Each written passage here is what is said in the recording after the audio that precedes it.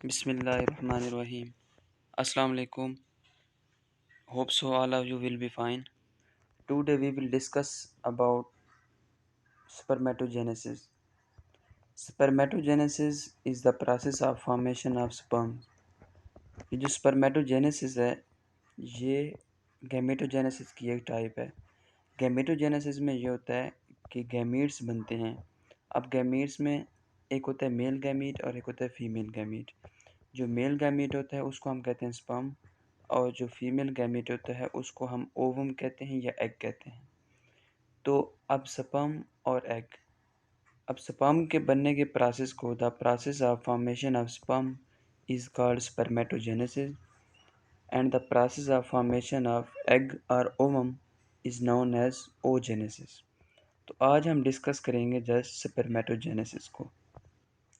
Spermatogenesis male के अंदर होती है और जिसका जो लास्ट हमारा आता है वो स्पर्म बनता है। सबसे पहले आप डायग्राम में देखें स्पर्मेटोगोनियम होता है। स्पर्मेटोगोनियम में क्रोमोसोम की तादाद उतनी ही होती है जितनी के इंडिविजुअल की होती है। फॉर एग्जांपल अगर हम ह्यूमन की बात करें, ह्यूमन के अंदर क्रोमोसोम की तादाद है 46।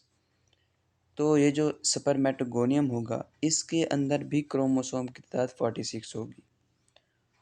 उसका नेक्स्ट स्टेप देखें प्राइमरी स्पर्मेटोसाइट।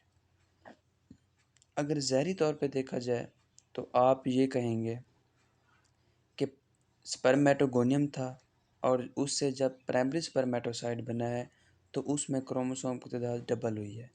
लेकिन एक्चुअली ऐसा होता नहीं है। ये नहीं होता कि स्पर्मेटोगोनियम में 46 थी, उसके बाद जब प्राइमरी स्पर्मेटोसाइट बना है तो उसमें 92 क्रोमोसोम हो गए, ऐसा नहीं होता। ये क्रोमोसोम डबल नहीं हुए, एक्चुअली क्रोमोसोम की कॉपी तैयार हुई है। क्रोमोसोम ने अपनी कॉपी तैयार कर ली है।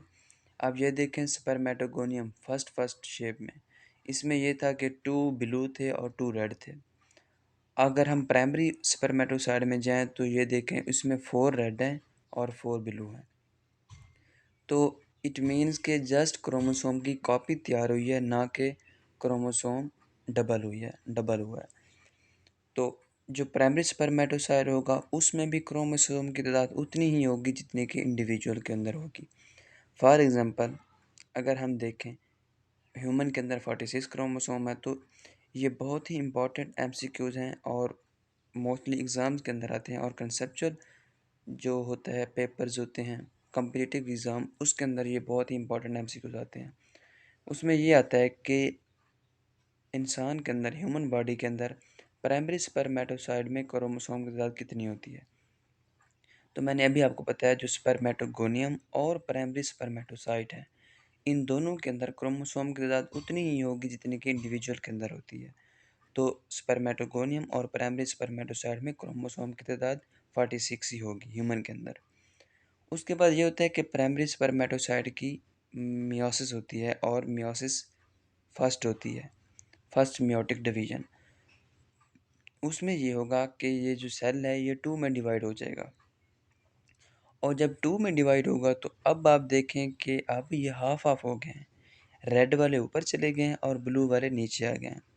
ठीक है, तो अब जब ये 2 में डिवाइड हुए हैं तो ज़ाहिर बात है क्रोमोसोम भी 2 में डिवाइड होंगे।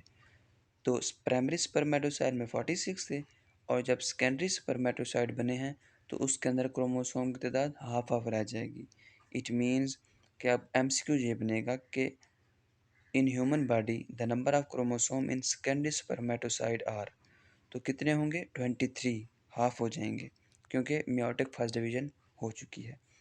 उसके बाद आ जाएगा इसके अंदर फिर सेकंड मियोटिक डिवीजन होगी, उसमें भी फिर सेकंड मियोटिक डिवीजन में ये फिर 2 में डिवाइड हो जाएंगे तो स्पर्मेटिड्स बन जाएंगे। तो सेकेंडरी स्पर्मेटोसाइट और स्पर्मेटिड्स में इनमें क्रोमोसोम की तादाद हाफ रह जाती है, 23 ही होती है। आप याद करने का तरीका ये है कि आप इस डायग्राम को अच्छे से याद कर लें और इसके पहले दो जो स्टेप हैं स्पर्मेटोगोनियम और प्राइमरी स्पर्मेटोसाइट, उसके अंदर क्रोमोसोम की तादाद ऐसे ही रहती है जितनी कि इंडिविजुअल में होती है। जैसे ही सेकेंडरी स्पर्मेटोसाइट और स्पर्मेटिड्स और स्पर्म बनते हैं तो उनके अंदर क्रोमोसोम की तादाद हाफ हो जाती है। ह्यूमन के अंदर 23 रह जाती है। अब ये देखें कि ये जो स्पर्मेटिड्स बन चुके हैं, स्पर्मेटिड्स जब बनेंगे तो इसमें ये देखें पूरी सेल के अंदर आपको जो येलो शेप नज़र आ रही है वो है साइटोप्लाज्म। ये जो साइटोप्लाज्म है, ठीक है, ये साइटोप्लाज्म ये होगा जो स्पर्मेटिड्स हैं उसको ना टेल लग जाएगी। टेल इसलिए लगती है, आपको ये भी कंसेप्ट क्लियर हो जाए कि ये जो स्पर्म होते हैं ये स्विम करते हैं, तैरते हैं, और जो एग होता है वो तैरता नहीं है, वो एक ही जगह पर रहता है। जब फर्टिलाइजेशन होती है ह्यूमन के अंदर ये होता है कि जब जो स्पर्म होते हैं वो खुद मूव करके एग को ढूंढते हैं, ठीक है, ना कि एग मूव करता है। एग जहाँ पे रिलीज़ होता है अपनी जगह पे ही रहता है, बल्कि ये जो स्पर्म है इसको क्योंकि टेल लग जाती है, टेल की वजह से ये स्विम करके एग के अंदर इंसर्ट हो जाता है, जिसकी वजह से फर्टिलाइजेशन होती है और ज़ायगोट बन के फिर एम्ब्रियो बन जाता है, फिर बेबी बन जाता है। तो हेड हो गया और टेल हो गई। अब हेड के अंदर आप देखें बिल्कुल बहुत कम ही साइटोप्लाज्म रह गया है, ठीक है, और उसको टेल लग गई है। तो ये स्विम करके जाएगा और एग को सर्च करेगा, ढूंढेगा और फर्टिलाइजेशन करेगा। जबकि जब हम नेक्स्ट लेक्चर में देखेंगे ओजेनेसिस, उसके अंदर ये होगा कि जो हमारे पास एग बनता है उसके अंदर साइटोप्लाज्म काफ़ी सारा होता है, जबकि स्पर्म के अंदर साइटोप्लाज्म ना होने के बराबर होता है, बहुत कम होता है। तो इसलिए ये कहा जाता है कि जो चाइल्ड की बर्थ होती है, जिसमें जब चाइल्ड की बर्थ होती है तो उस चाइल्ड के अंदर साइटोप्लाज्म मोस्टली मदर से आया हुआ होता है, क्योंकि मदर से आता है एग, एग के अंदर साइटोप्लाज्म बहुत ज़्यादा होता है, साइटोप्लाज्म, और जो स्पर्म होता है उसके अंदर साइटोप्लाज्म बहुत कम ना होने के बराबर होता है।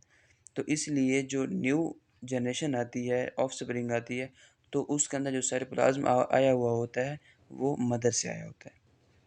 तो ये था कि एक स्पर्म के बनने के प्रोसेस, कैसे स्पर्म बनते हैं।